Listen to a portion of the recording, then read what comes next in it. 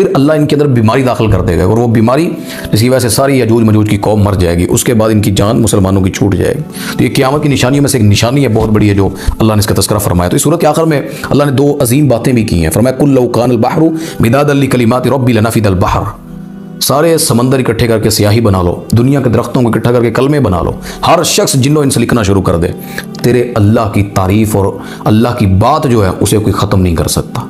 यानी वो इतनी चीज़ें हैं, लिखते लिखते थक जाओगे, अल्लाह ऐसा है, उसकी नेमतें इतनी, इंसान थक जाएंगे। फरमाया कुरान में आता है कि अगर इसके अलावा भी कोई और लेकर आना चाहे, भी मिसली ही मददा, और समंदर ऐसे लेकर भी आना चाहो ना, ये फिर भी अल्लाह की सना ख़त्म नहीं होनी है। अल्लाह जल्ला जलालहू की जो शान अल्लाह ने अपना मुकाम बनाया।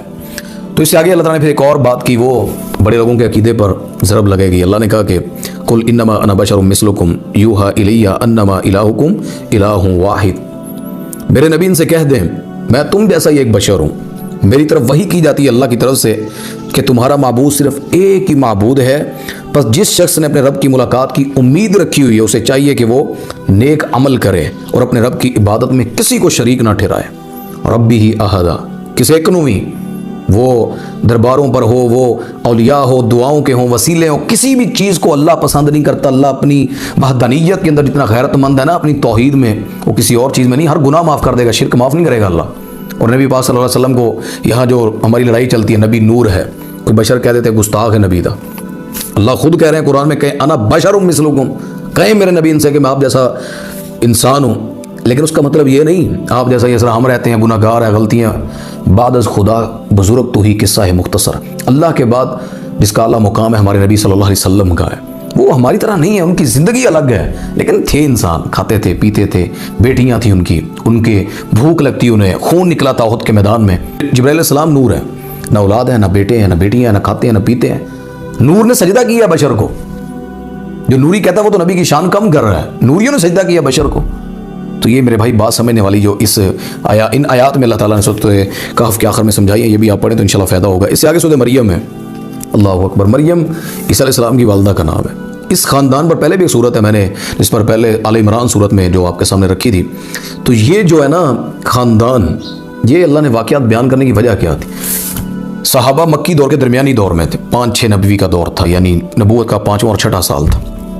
तकलीफ़ें, इस्तेहज़ात ठीक था, मजाक उड़ाते थे, बंदा सह लेता था कि जुमले हैं सख्त हैं, लेकिन जुमलों का वार भी तलवार के वार से बड़ा होता है, ज़ुबान का घाव जो है। लेकिन इस दफ़ा वो फिर मारने पर, जुल्म पर, सहाबा को रेतों पर लेटाना, उनको जला वतन करना, उनकी दुकानों पर हमले करना, उनके माल के ऊपर हमला करना, उनके जानवर, हत्ता कि नबी पाक सल्लल्लाहु अलैहि वसल्लम पर उजड़ियाँ गिराने लगे। शेब अबी तालिब में भी डाला नबी पाक सल्लल्लाहु अलैहि वसल्लम को, मेरे नबी के रास्ते में कांटे बिछाना, अबू बकर सिद्दीक को मारना। अल्लाह ने फिर ये जो सूरत नाज़िल फरमाई सूरह मरियम, सूरह ताहा, ये दोनों की बड़ी फजीलत, और इसमें अल्लाह ने बड़े वाक़यात बयान फरमाए। वो इसलिए कि अल्लाह ताला ने चाहा कि मैं अपने नबी को हौसला दूँ।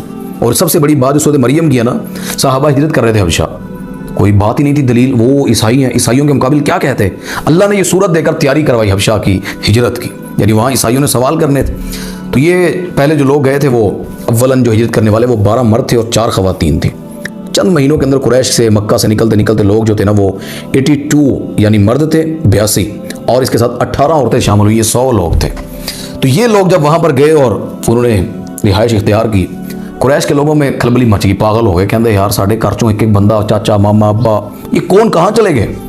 प्लानिंग हुई, मीटिंग बैठी, गोल में इनकी कॉन्फ्रेंस लगी जी, वो दारुन नदवा के अंदर सारे इकट्ठे होकर प्लान करके कहते हैं कि जी हबशा से ना सारे मुसलमानों को वापस लेकर आओ, इनको यहाँ लाकर सजाएं दो। काफिला तैयार किया, टीम तैयार हुई, पहुँच गई हबशा। मुसलमान जब वहाँ पर मौजूद थे ना, तो उन्होंने, कुरैश के लोगों ने पहले ना दरबार के वजीरों को रिश्वतें, तोहफे देकर ये कुरैश की तरफ से अपनी तरफ अपने मौक़िफ़ में शामिल कर लिया। उन्होंने शोर डाल दिया, वापस कर दें मुसलमानों को। लेकिन जो बादशाह था ना, वो बादशाह, अल्लाह ने उससे बड़ा काम लिया।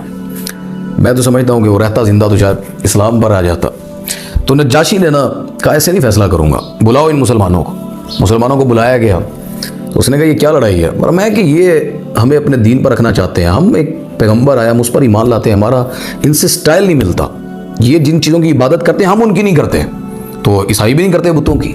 उसने बादशाह ने कहा भाई मैं नहीं दे सकता, वापस चले जाओ। कुरैश के लोगों को कहा। जब उनकी दाल ना गली ना, अगले दिन फिर दरबार में आ गए, कहते हैं कि ये तो ईसा अलैहिस्सलाम नहीं मानते, मरियम को नहीं मानते। ये इतनी बड़ी चोट लगाने की कोशिश की उन्होंने, आज भी अगर किसी ईसाई को कहा जाए ना तो वो समझते हैं शायद ईसा अलैहिस्सलाम को नहीं मानते। हम मानते हैं वो अल्लाह के पैगंबर हैं, उन पर अंजील किताब उतरी है, लेकिन वो अल्लाह के रसूल हैं, अल्लाह के बेटे नहीं हैं। हम उनकी बात नहीं मानते, किसी शरीयत में इज्जत ज़रूर